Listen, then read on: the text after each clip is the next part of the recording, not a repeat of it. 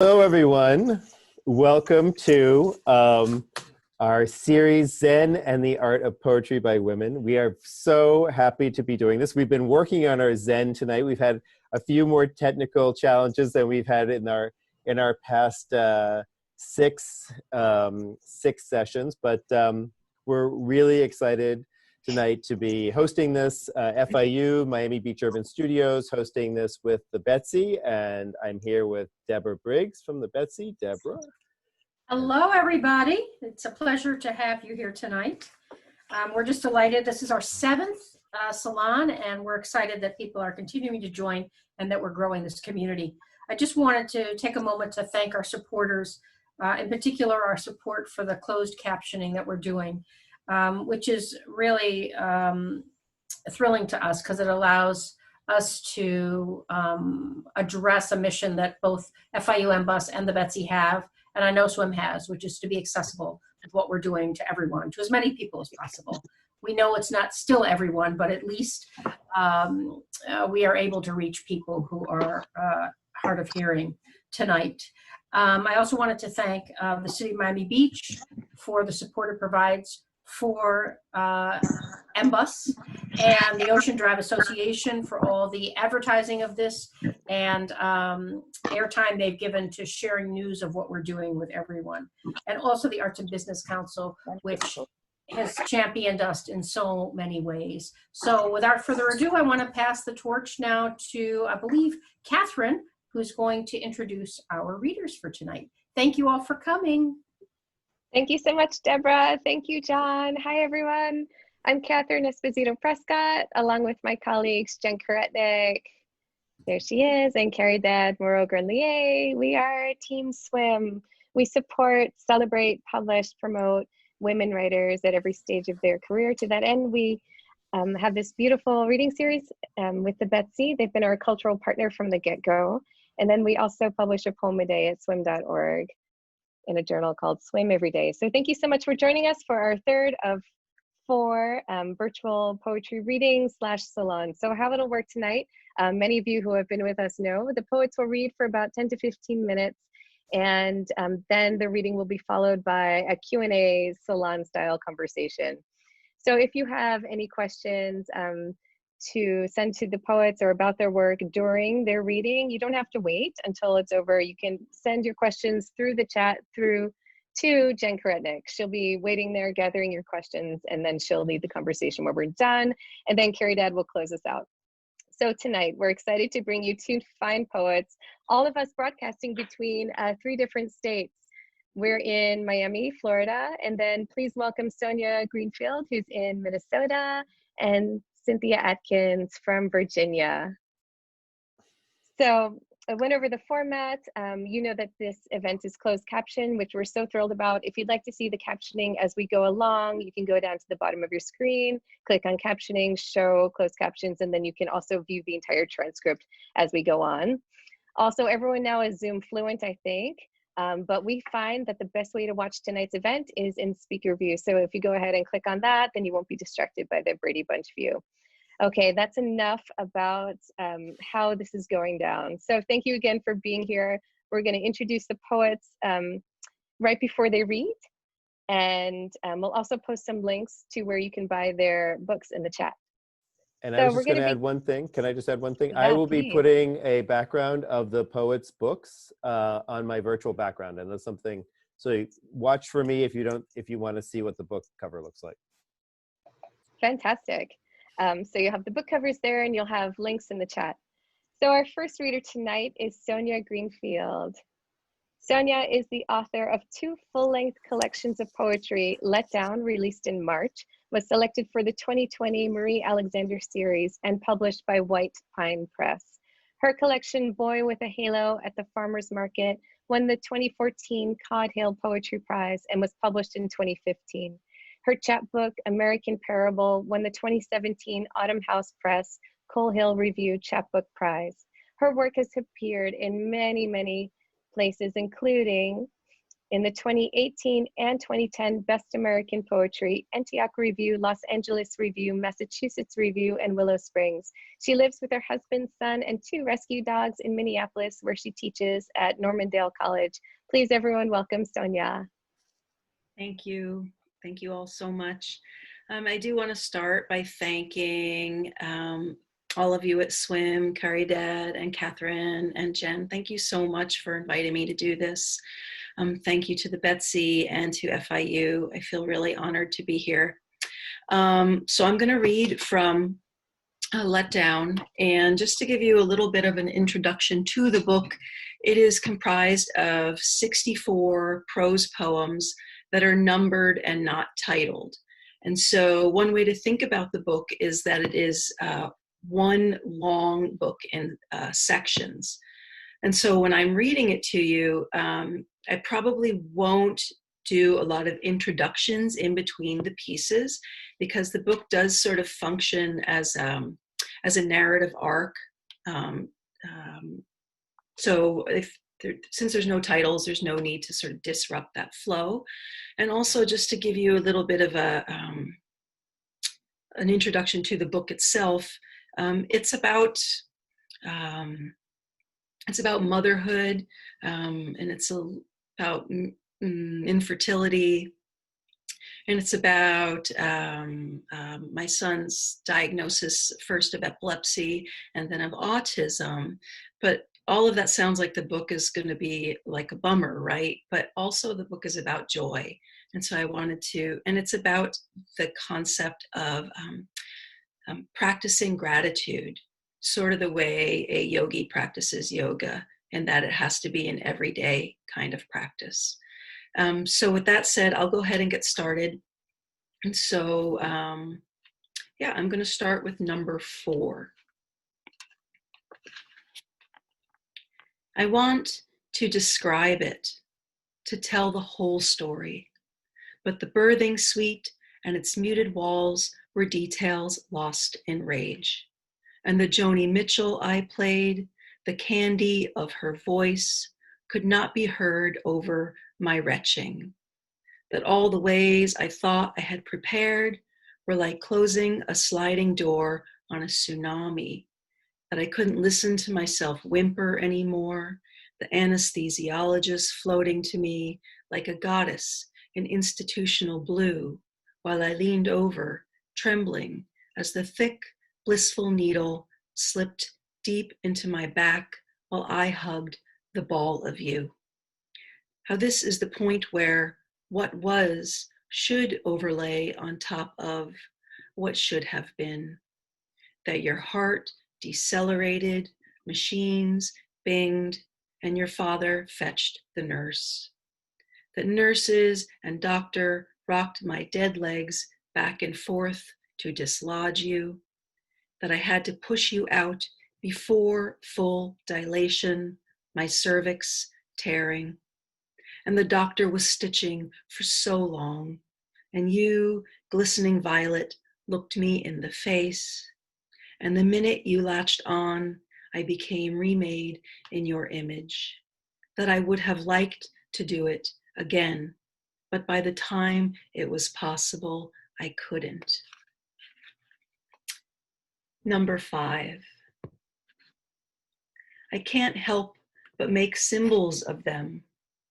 In the Hall of Birds, for example, we walked the glass walls of wings pinned in static flight, a vole dripping from the mouth of a barn owl. But I'm looking at the common kind for reference. In the backyard, it must have been a nuthatch nest laid to waste the morning I woke to what sounded like a crying dog. It was a blue jay marauding with a shriek, and she left with claws full when all week prior another sat in that camellia's crown, tending what hatched. Or at our cabin, where I carried you through those late winter months, tracking the mating pair of geese. In the dark, after the hatching, they honked their horns of distress, while I birthed a boy in sterile light at 3 a.m. in the wing of a hospital. Then the smell of my own blood lingered for weeks as I counted down the goslings to 0. Back at our cabin in the woods, you bawling as the sun tiptoed into the hollow. It must have been a red-breasted sapsucker that played the metal gutters every dawn, hammering my fatigue home until I begged your father to kill it. The bird's machine gun report answered by shotgun. That resonance still traveling as the crow flies.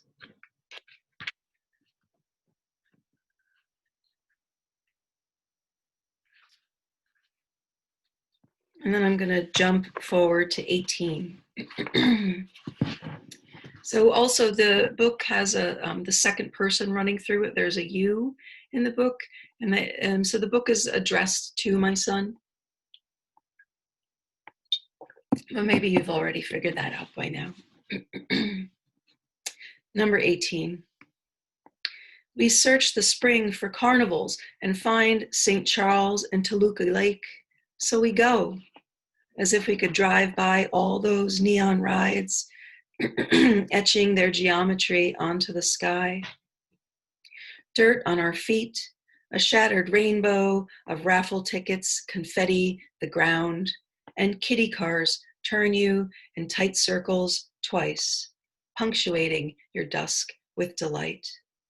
It could be 30 years ago, teens in crop tops, goldfish in plastic bags, ribbed beer cups in the hands of red-faced men who clearly need a drink. A hotel band does its best with oldies as grannies toe tap to All Shook Up. Missing are hot Zeppelis in greasy bags and the Virgin Mary pinned with dollars. Otherwise, I could be you again, wind pressing your eyes closed, mosquito bites big as quarters, the flying swings spinning your heart out on a chain as fireworks become exclamation points sparking the sky with chromatic rain.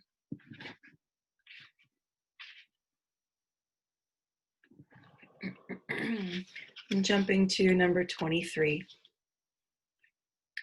EEG creation date, 15/29/39, August 23rd, 2012. I think the brain is rivers of electricity, is cities of electricity, that it looks like a metropolis from an airplane. Your electricity is learning new routes, like how to work around glioses, little scars, little scares. Your EEG is a paper of squiggly lines, a code, each line telling the story of impulses, some lines quivering with uncertainty. In the office, I said, look, now you get to become a robot, as the tech gelled wires to your head. I said, look, you are a handsome sheik who must be still, with a white sheet wrapped around multicolored wires plugged into a silver box with a heavy cord leading to a computer that wrote 31 lines about your brain. I said, look, the computer just wrote a poem about your legs and how they have a mind of their own. I said, let's be like robots. I said, don't move now. I said, okay, tell me how old you are again. You said, free. That's right, free.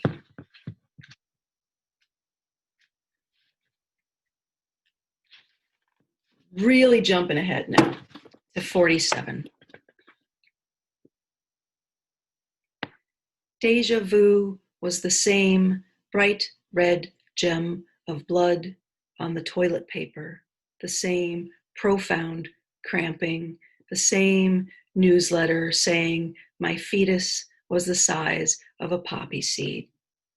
So early, such an ovum is just a whisper of maybe, One can barely call it a miscarry when what is carried is just a speck of desire embedded in blood. That night, you curled in the dark of your bed as my face glowed by computer light.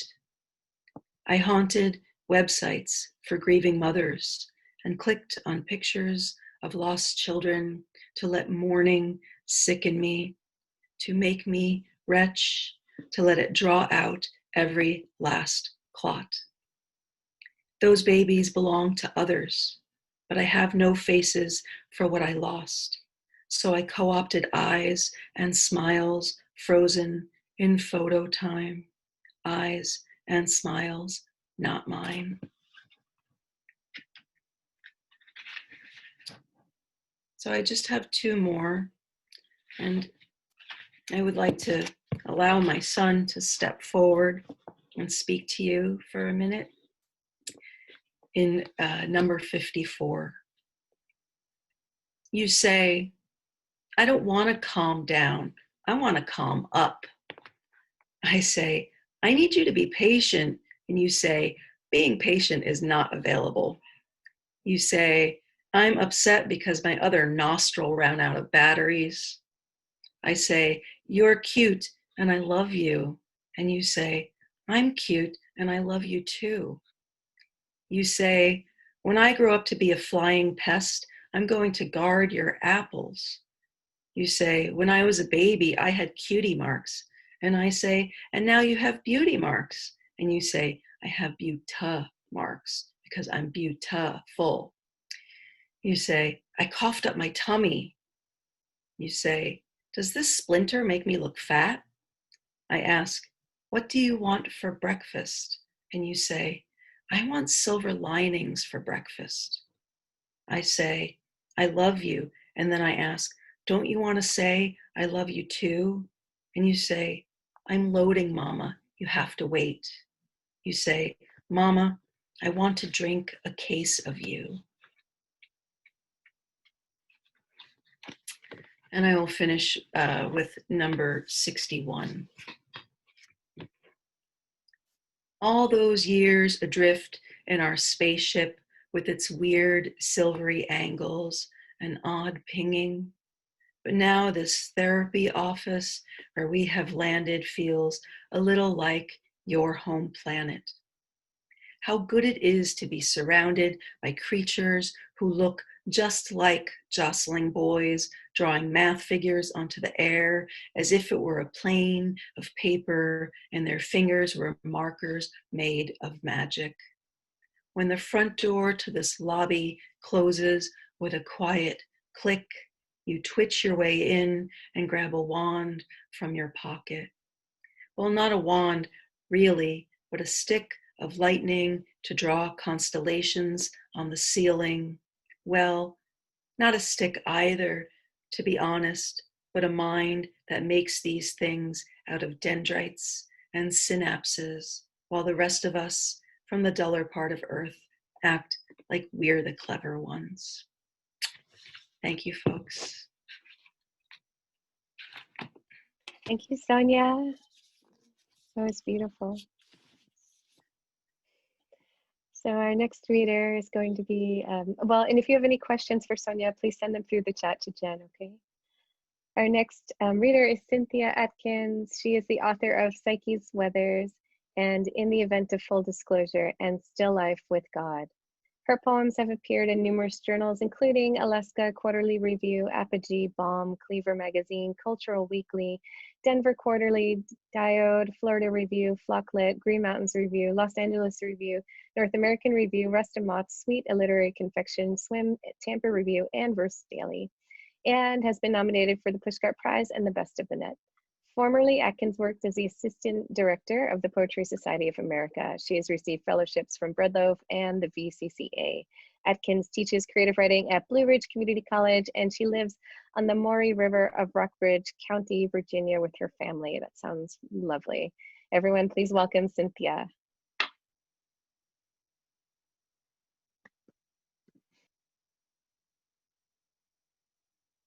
Okay, I'm assuming you can.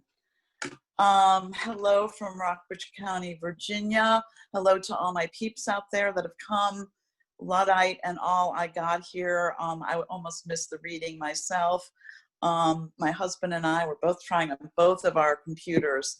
So we have terrible luck when it comes to technology, but better luck when it comes to food and poetry and music and all that stuff.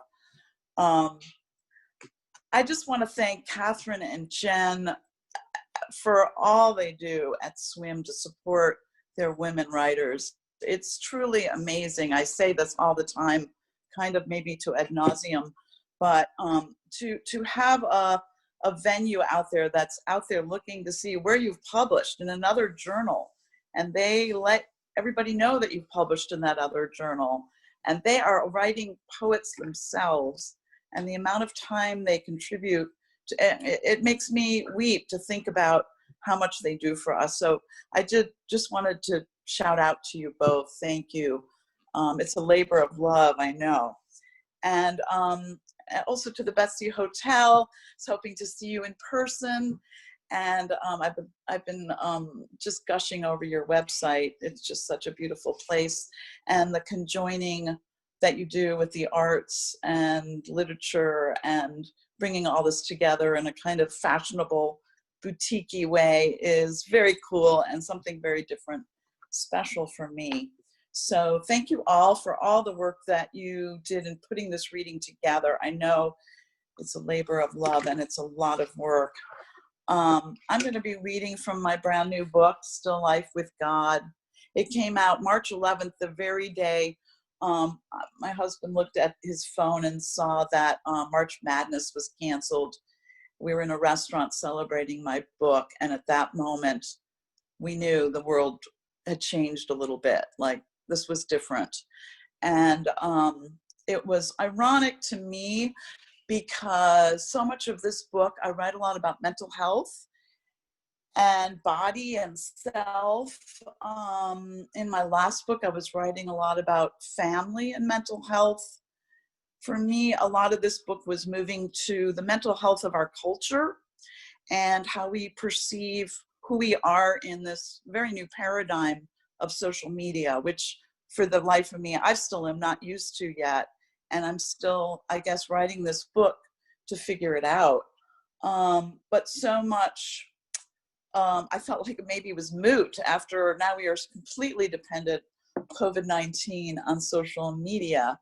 But then I woke up one day and said, you know, more than ever, we need to be reminded that we have other lives outside of these screens, and our mental health and the people we love and all of those things. On the other hand, it gives us a window to people and the world that we never would have gotten. So anyway, without further ado, I'm going to read a few poems, and my book is published St. Julian Press. I want to also comment on the cover. Lisa Telling Kattenbreaker did the artwork, the gorgeous artwork that you see here. She's a batik artist. If any of you know anything about batik, how much work goes into each batik that she does, it's incredible. The really cool thing is, maybe not a coincidence, but her husband did the artwork for my very first book, Psyche's Weathers. So I feel like they're both part of my heart and family, and I thank them both too. This is a poem that I published in SWIM, Self-Portrait with No Spare Parts.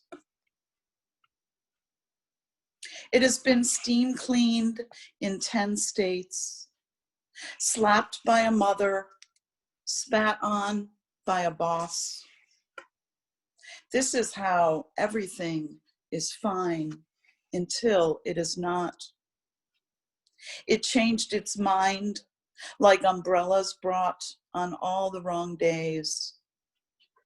It wore shoulder pads and burned a husband with a curling iron. It called 911.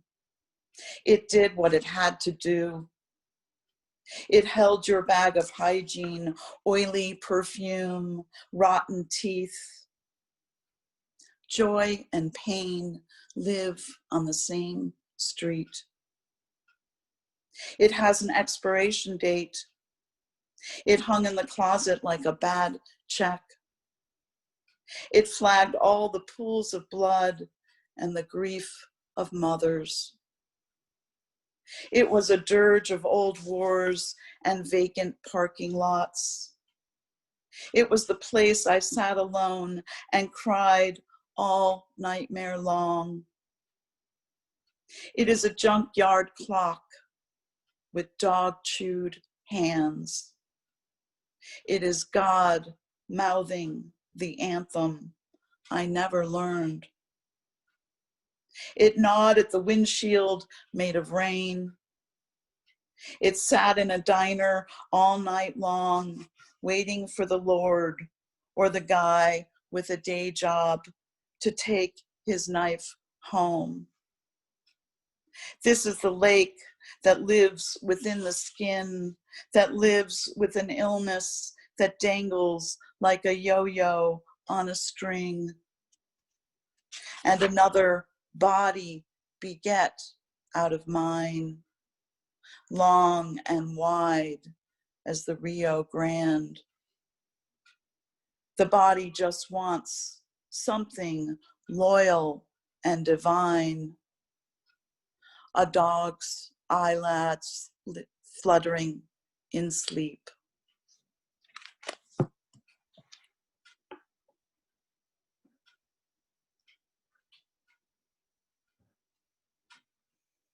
So a lot of my poems have titles like God is a medicine cabinet, God is a treasure hunt, God is my alibi, and various other poems scattered around. But God shows up in a various kinds of personae in my book, and not everything is joyful, not everything is painful. I believe, like I said, that joy and pain live on the same street, and so does God. This is called My Password. My password fell out of your pocket, lost between two grains of sand. A phone number, a charm, a birth date upside down. Swept inside a code like the lock on the first school locker.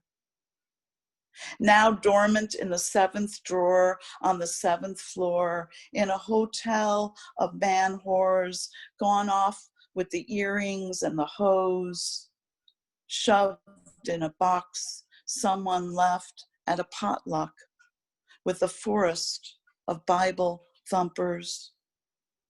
It was dumped on the outskirts of town like an old boyfriend who left your bike in the rain. Balancing a pulpy tightrope that is your flesh, flirting with everyone. A transom, a guide to an empty vault where an illusion is kept in 1,000 bits and bits and bits. It took you for a ride, slapped you backside the head. It stood in the middle of a crowd and screamed the digits so loud, your ancestors shook out their rugs, burned all the paperwork. On the other side of a rainbow, it landed deadpan in the center of a dark room, on the desk of a brown-suited officer, licking his fingers of chop suey, holding the greasy key to your belongings.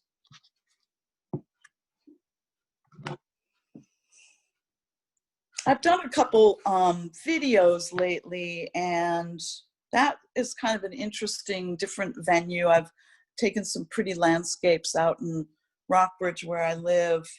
And yet I felt like there's only a certain kind of poem I wanted to read in that venue that felt kind of open to the world. And because this venue feels a little bit more intimate, I guess, I thought I'd read sometimes maybe a little more poems that are a little bit more sensitive, that maybe need a bit of a trigger warning. Domestic abuse, that kind of thing, that just letting you know. My body is a vessel. My body is a vessel of dictation, forever told what not to do, always under investigation, with fingerprints on the banisters and the wood tableau. My body is invisible, but listen hard. You'll hear the gut rankle and the refrigerator in the apartment below, where the moans of a woman are being twisted and squashed like a spent cigarette. My body has been burned to Eden and back. It has been sent to endless zip codes and put through each government test. Like a desk clerk smile of dread. My body has flirted, endured the gaze, lost the gaze, caught between the manly battlefield of wills. My body worked hard at being anonymous, a paperclip, harder at being lonely. Under my body's floor, a woman irons the shirt her body will wear to be beaten and torn and entered. My body listens to him crack a beer after. Through the floorboards, past the humming appliances. In my body, like a dormant pebble stuck in a shoe. Long ago, this body doodled on an unmade bed, listened for a tooth fairy with nicotine on her breath. This body worried for the body of her mother, getting bruised under the lintel in a doorway, a tooth knocked out. These limbs hear too much, fasten to the shade of trees on tender hooks.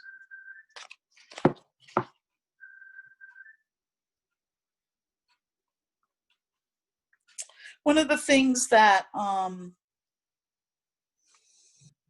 guess disturbs me with everything going on right now with COVID-19 is the people that are most vulnerable in any situation, that end up being the most invisible and getting the real short end of the stick.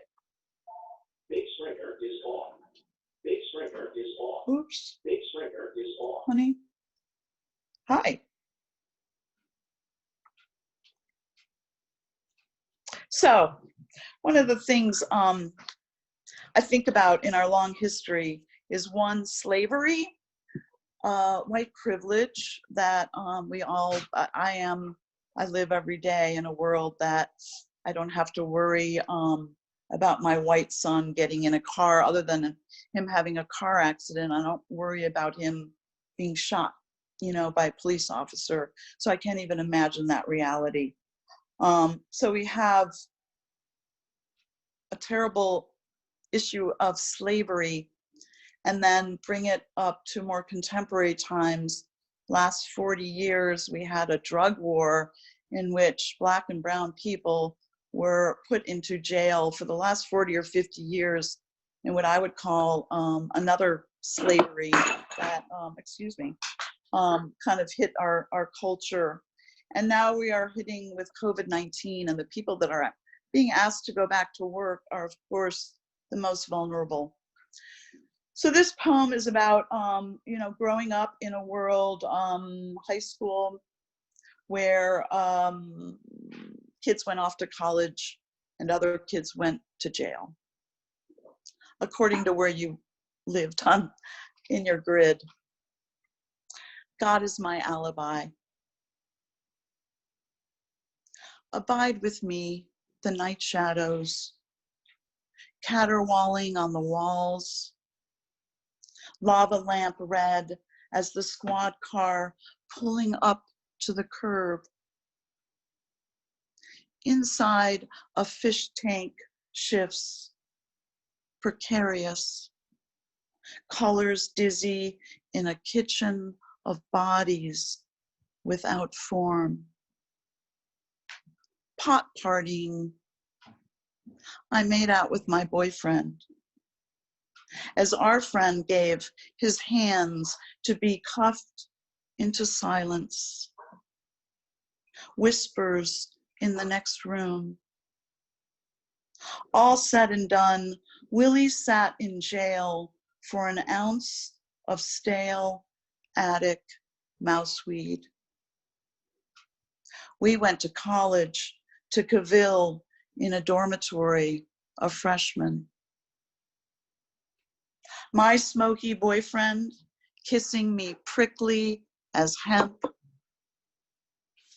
Now a country soured and stomped down the road. Some hungry, some cold, someone shot dead for a joint. Truth be told, only a shade of pale and a lawyer's lunch between us, while my boyfriend edifies me on a study pillow. Willie salves in jail for 4 scorched years. Only a bag of weed and a lawyer's lunch between us. Bodies losing form in trees where prayers are blazed on fire. A car drives slowly through the neighborhood, throwing caution to stoops. Headlines blur, not with ink, but with suffering. Shadows lose form, embalmed to a smoky room, as the world thrums into one long conundrum. I am dizzy in a room with many doors and a lava lamp and a boyfriend who takes matters into his own hands. On a study pillow, a different perfume on his navel. Under the radar, the snare drums of the quietest kind of war. Just say no. Poverty's train went to jail with Willie, his mama sobbing on the rail. And where were you the night in question? I was tying my shoes with the scissors, sweeping pine needles under a tree. My boyfriend rolled a fat one and checked out like a dog gone missing about the town to Cavill at the moon. A book and a telephone rest on my belly, a shade of pale and a lunch. The newspapers wrapped in skin and bone.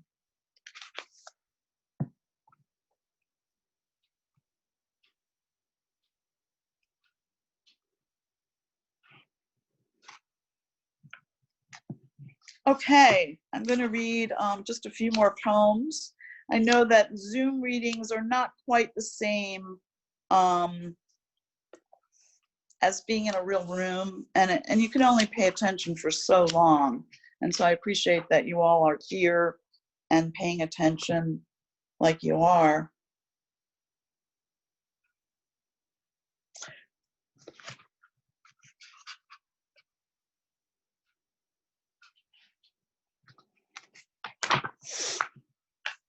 When the internet is the loneliest place on the planet, I just wanted to say a couple things. I finally got to use the Magicus sign, which is a sign in Chicago that as a child, I knew that I was coming into the city when I saw these big fat lips lit up in neon.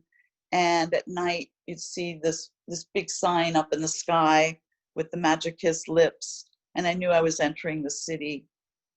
Back to that whole subject matter of the internet and how we connect with people, who we are. People see one faction of us, one faction of ourselves, who we put out. You only see a lot of my happiness. You don't always see my sadness. But this is social life. And I've also lost some people that I've known on the internet 10 years or so, that watched my son grow up, that I literally have never met or laid eyes on. And the idea of this kind of loss, losing someone that you've never met before, it's a whole new kind of, again, a whole new kind of paradigm. And yet I think people leave a fingerprint of themselves. However, if it's their voice or what they post or some beautiful song they sang, whatever it is, you leave a sense of yourself there. And I think we come to know that. And there's a lot of beauty in our connections. So this poem I sent out to a poet that passed away a few years ago by the name of Susan Elby. Many of us were friends with her on Facebook. And every day when a new month came, she would post rabbit, rabbit. And just so many things I loved about her. And again, never laid eyes on her personally. When the internet is the loneliest place on the planet. Blow by blow, we gave up scents and sunsets to hold our heads in a screen and gawk in our sleep. My blind leading your blind to where the last light is driven to be warehoused. I learned to whisper over graves, to measure the heft of my breath next to the soul that lay in that soil, devoid of breath. When push comes to shove, when enough is more than enough, when your face sees itself snatched by the swarm of names, pell-mell. I'm just parched for a whiff of clean laundry, a bed made from the cheapest smoky scents of its last spent residents, clinging to pastures where the lovesick stargazers go. Yesterday, I mourned a friend whom I've never laid eyes on, never heard the bricks in her voice or saw her mouth, a gaudy brothel of accents, straight out of the Bronx by way of Chicago, my birth town. I was born to know that train whistles record the distance of our loneliness. I drifted to sleep, smelling the pepper spray my parents shot at each other in the front seat. It was my own garden on the highway under the Magic Kiss sign, where I could cry all night long in the damp arms of strangers. Each car holding that piece of self that looks for others, popping out of a hole like a fox or a wolf, forcing you to see your breath. Flick the light switch into the dark classroom in the planetarium of stars.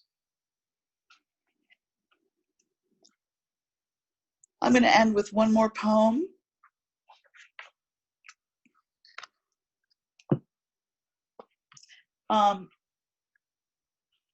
My mother is one of those people that's holed up right now in a care center. I feel like she's a little bit like being in a burning building, just very stuck in this place, and it's precarious, and she hasn't been able to see her family and spend Mother's Day and all those things. And I just wanted to say I dedicated this book to her. I've had such a difficult relationship with my mother for many years. It makes me cry. She's really become a beautiful woman. Don't give up. Don't give up on your people and your mother.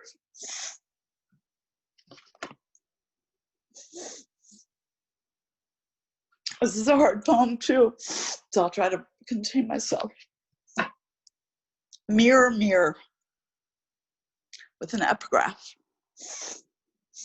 And sexton. Mirror, mirror, I'm a collection of dismantled almost. There is a parcel of land where everything is true. In reverse, ribbon cutting ceremony into the mayor's grave plot, where Nana Ida is a shopper putting on her lipstick. Shade 53, Maui in the moonlight, setting sail after the war of ideas. We're all headed for nasty weather, or its opposite, like breakfast for dinner. I found a lone diner just off the grid. In a plate, I saw myself. I saw my mother back home, tweezing her eyebrows. Nylons behind her drying into leaves or grief itself. My cracked lips, homesick for a smile and a familiar meal. The waitress has a run in her stocking, like confidence in reverse. As when Gus, the bartender at the Ramada Inn, held my arms behind my back and touched my 16-year-old breasts. I felt my pimples stir into a hurricane in the town square. That mayor selling raffle tickets to the thinnest skin of dignity. The tip jar wrestled to the floor. With two birds perched, my mom pulled the tiniest stubborn hairs, as if twigs exhumed from her brow. Hard triumphs of pain held under the light. I hear Nana Ida's worry lines in my ears. I am my mother, pulling out branches, the whole family tree. My face is the universe, breaking off the smallest possibilities with each shard of self. Thank you. I'm so sorry, everybody. You never know when that's going to come on you. Thank you.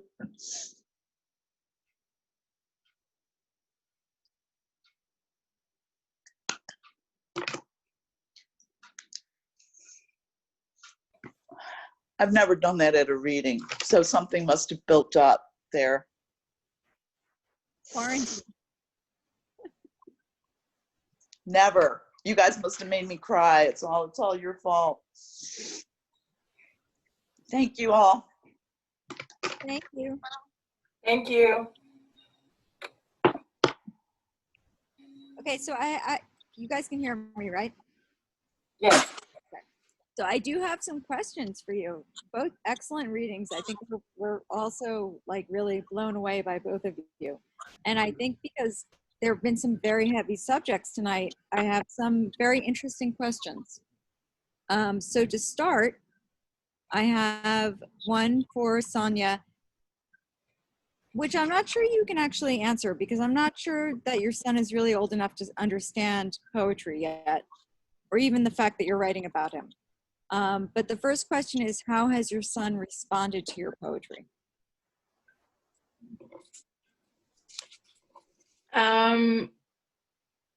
He would really like my poetry if I was writing about Minecraft. But Exactly, right? He's not I really old haven't been writing poems about Minecraft. I haven't been writing poems about Sonic the Hedgehog. So, you know, a lot of my poetry is not interesting to him right now. And I think maybe someday this book that I've written to him, he'll read it and maybe appreciate the way the book is advocating for his right to exist in the world with respect and dignity. But right now, he would just prefer it if I would stop telling him to try and go and write a poem about sunflowers, and would prefer it if I would let him have some more screen time. So I'm not sure if that's answering your question, but yeah, he's not, I mean, your son is how old? Kid. He's 11. 11. So, I mean, my kids are grown up and they still don't care. So it's like, write about me, don't write about me. But it's always a very interesting question for a poet and writer. When you write about your family, do they know? If they know, do they care? If they care, how much do they care? And how much do they care, or do they want a part of how they are portrayed? Mm-hmm. So, your son is going to grow up one day, and like you said, you hope that he feels that it's advocacy and not just being written about. And not exploitation. Yeah. Right, that there's a reason behind it. So I think I thought that was a great question. Yeah. Especially because we as writers always wanted, especially I think one of the last poems was all of the very funny things he said as a kid. Mm-hmm. The kids do say funny things. Yeah. That's always very tempting, but there's more than that behind it. Sure. And more emotion. Yeah. Okay, so the second question also to you is about form, since these are all prose poems and they're numbered. One thing I'll do is, if it helps anyone, I can sort of show you what a poem might look like or what they look like in the book. which is they're sort of prose poems that go from margin to margin, and they're justified, and then they're numbered. So if that gives you a sense of what the book looks like. And then, yeah. And then go ahead, sorry. Question is, what do your first drafts look like? Some of the poems were lineated, some of the poems were prose poems. The book started as a series of poems about when my son was diagnosed with epilepsy and how scary that was. And the particular reason it was scary is because we got the radiology report before we got the diagnosis. So they were telling us that he had an abnormal MRI and that there were problems, and it could be something small, or he could have something that's going to kill him. And so I was writing a series of poems about that. And then, all these other things started happening. My secondary infertility, the diagnosis of autism. And so these things I started writing my way through these experiences as a kind of self-therapy. But yeah, they weren't all formed as prose poems. That sort of came as I started to shape the project as opposed to the individual poems. So I think, some of us are poets, some of us are writers, some of us are relatives, friends, nothing. So, maybe don't know the process, but sometimes a project takes shape after you've written a couple of things and you get a feel for it and you go, oh, maybe this could be something I could put together. Mm-hmm. Exactly. So maybe that's what happened. That's what happened. Yeah. All right. So a question for both of you. I think people often misunderstand poetry as a purely expressive form, and yet both of you so beautifully use your poems to give expression for others, to give a voice to others, which is very true. A kind of ventriloquism for an epileptic son or a shut-in mother. How do you think about voice in your poems? And in a larger sense, how do you think about your work as a poet? And I would guess about your voice as a poet. So maybe we can start with Cynthia there, because certainly that last poem, you certainly felt so much.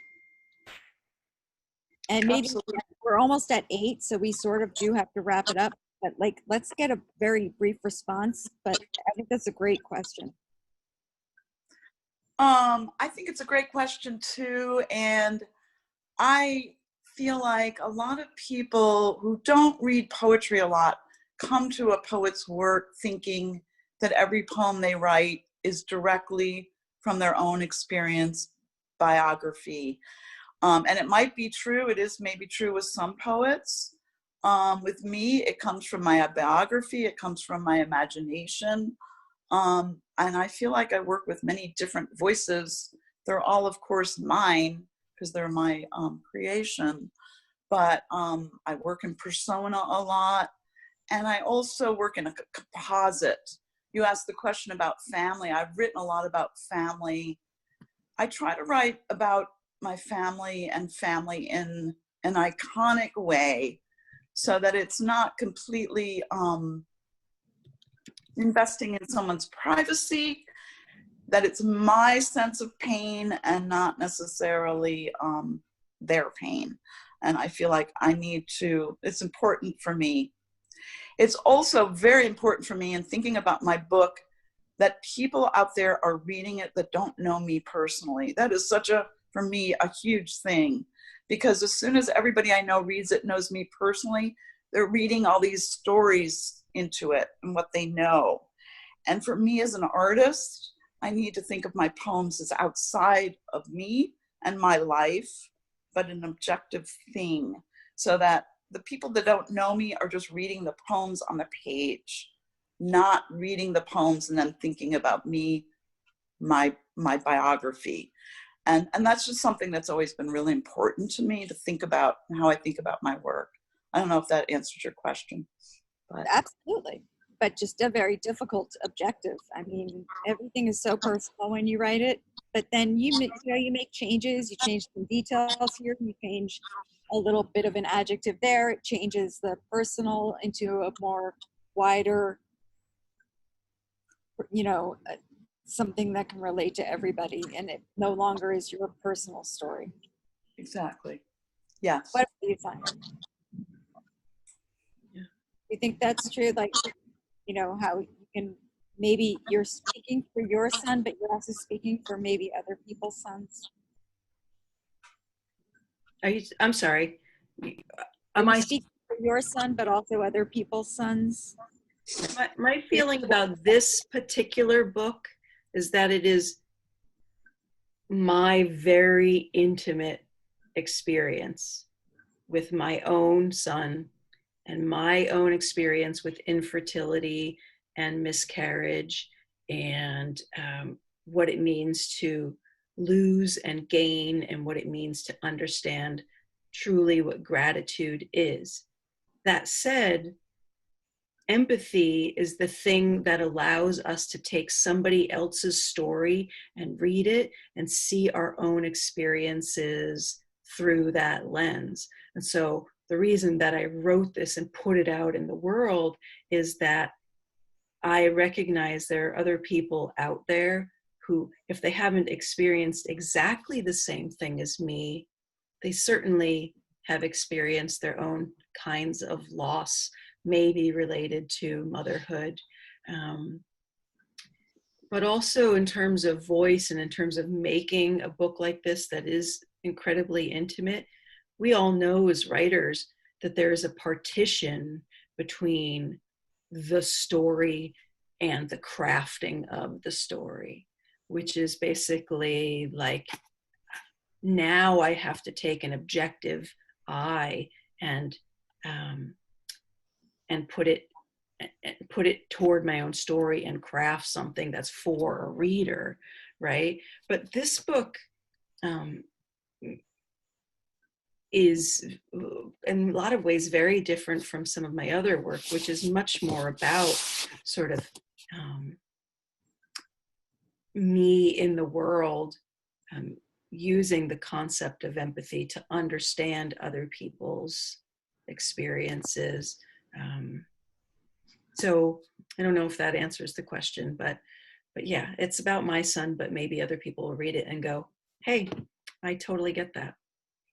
I think so. I think, empathy is the key word for the experience we are all going through right now, Mm-hmm. and the experience for poetry in general. And without it, maybe there wouldn't be any poetry. Yeah. So I thank you both. I'm going to turn it over to Carrie, who is going to tell us about next week, and then we will open it up for big applause. Well, thank you everyone for joining us. Thank you to Sonia and Cynthia for your wonderful readings tonight. Please do join us next week where we have Juliana Gray and Carolina Cabrera joining us. We're really excited. Thank you so much to the Betsy, to FIU, to Miami-Dade County Cultural Affairs, to every stakeholder that's had a role in presenting this reading tonight. As always, thank you to you for joining us, and we hope to see